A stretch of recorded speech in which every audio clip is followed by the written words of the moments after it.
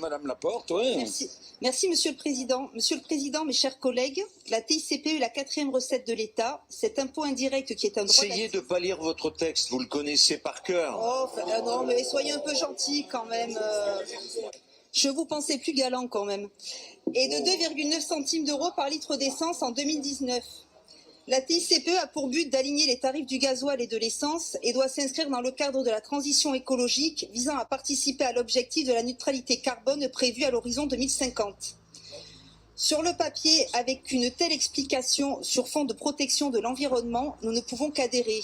Mais hélas, cet impôt est des plus injustes et n'échappe pas au lobby financier.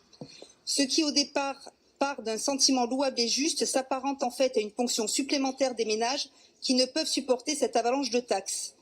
En effet, plusieurs secteurs d'activité économique bénéficient de réductions ou d'exonérations de TICPE, comme par exemple les transporteurs routiers, les exploitants de transport public, les exploitants de taxis, le transport fluvial de marchandises, le transport aérien, la navigation maritime et la pêche. Bref, toutes les corporations les plus consommatrices de carburant et dont les lobbies sont puissants. Il faut également savoir que les transporteurs étrangers qui utilisent nos réseaux peuvent échapper à cette taxe s'ils disposent d'un réservoir suffisant pour traverser la France.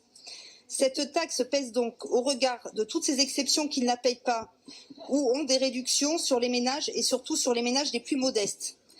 Nous rappelons qu'en août 2018, les taxes que sont la TICPE et la TVA ont compté pour 59,6% du prix du gasoil et pour 62% du prix du sans-plomb, et qu'à aujourd'hui, la part des véhicules d'occasion vendus roulant au diesel est de 70%.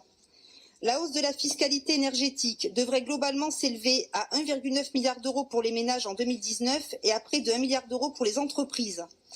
Le choix d'un véhicule diesel était jusqu'à présent celui des consommateurs les plus soucieux du coût à la pompe, ces mêmes consommateurs qui disposent bien souvent de véhicules anciens et qui habitent loin des centres-villes.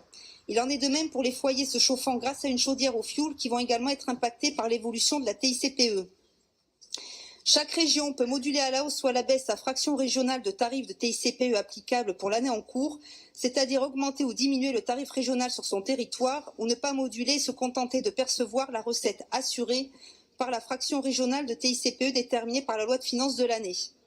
Nous pourrions donc opter à ne pas reconduire la majoration des tarifs de la taxe intérieure de consommation sur ces produits énergétiques, mais l'option que vous choisissez est d'ailleurs la plus pénalisante pour les Aquitains, puisque la limite étant prévue à 1,35 pour le gasoil et à 0,73 centimes pour l'essence. Le groupe Rassemblement national votera donc contre cette reconduction, privilégiant le budget des ménages et considérant d'une part que ces produits sont déjà suffisamment taxés et d'autre part qu'à notre échelle régionale, des économies pourraient être faites, ne nécessitant pas le recours à des taxes supplémentaires. Je vous remercie. Merci. Vous confirmez donc